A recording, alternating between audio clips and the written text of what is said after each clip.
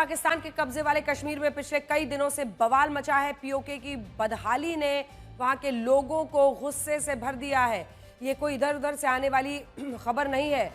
इस बार पीओके में आर पार का गुस्सा दिख रहा है। ये लोग पाकिस्तान सरकार के खिलाफ जबरदस्त प्रदर्शन करके आजादी की मांग कर रहे हैं। पीओके में आजादी के नाम पर हो रहे विरोध प्रदर्शनों में अब तक 15 लोग मारे जा चुके हैं और ये पाकिस्तानी सेना का शिकार बने हैं। पाकिस्तानी सेना निहत्थे प्रदर्शनकारियों पर गोलियां चलवा रही है। पीओके के लोगों का विद्रोह देखकर शाहबाज और मुनीर के हाथ पांव फूल चुके हैं। अब खबर है कि गिलगिट बाल्टिस्तान में भी विद्रोह की आग भड़क चुकी है। कल गिलगिट बाल्टिस्तान में फायरिंग की 2 घटनाएं हुई जिसमें 5 लोग घायल हुए। इस गोलीबारी में वहां के धार्मिक नेता मौलाना काजी निसार अहमद और मुख्य न्यायालय के जज बालिक इनायत उर रहमान शामिल थे।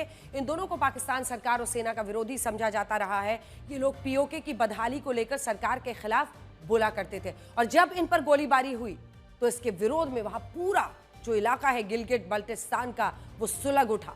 तनाव इतना बढ़ गया कि पूरे क्षेत्र में कर्फ्यू लगा दिया गया है। पीओके में आजादी की मांग पहले मुजफ्फराबाद आसपास के क्षेत्रों में उठ रही थी, लेकिन अब गिलगिट बाल्टिस्तान भी आजाद होना चाहता है। जुल्म से परेशान पीओके के लोगों को राहत देने के बजाय पाकिस्तान सरकार भारत को खोखली धमकियां दे रही है ताकि वो पाकिस्तानी सेना द्वारा हो रही ये जो कत्लेआम की तस्वीरें हैं उसको छिपा सके। पाकिस्तानी सेना भी भारत को गीदड़ भभकी देकर अपनी इज्जत बचाने में लगी हुई है, क्योंकि पीओके के लोगों ने तो पाकिस्तानी सैनिकों की यूनिफॉर्म तक उतरवा ली थी। ये देखिए, पाकिस्तान के रक्षा मंत्री ख्वाजा आसिफ सपने बहुत देखते हैं। वो कह रहे हैं कि अब की बार जंग हुई तो भारत अपने लड़ाकू विमानों के मलबे में दब जाएगा।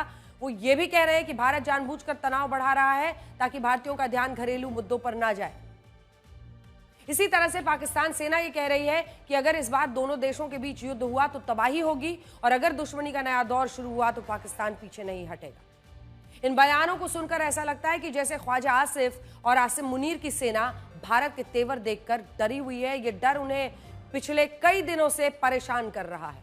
कुछ दिन पहले रक्षा मंत्री राजनाथ सिंह और आर्मी चीफ उपेंद्र द्विवेदी ने पाकिस्तान को चेतावनी दी थी कि अगर इस बार उसने किसी तरह की हिमाकत की तो उसका भूगोल बदल दिया जाएगा। सेना प्रमुख ने तो यहां तक कह दिया कि ऑपरेशन सिंदूर 2.0 से में कोई संयम नहीं बरता जाएगा।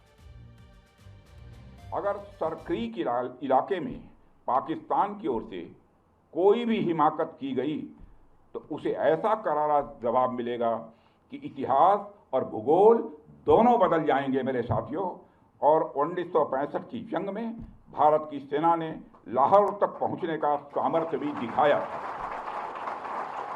इस बार भारत देश पूरी तैयारी के साथ है और इस बार वो संयम नहीं रखेगा जो सिंदूर 1.0 में हमने संयम रखा।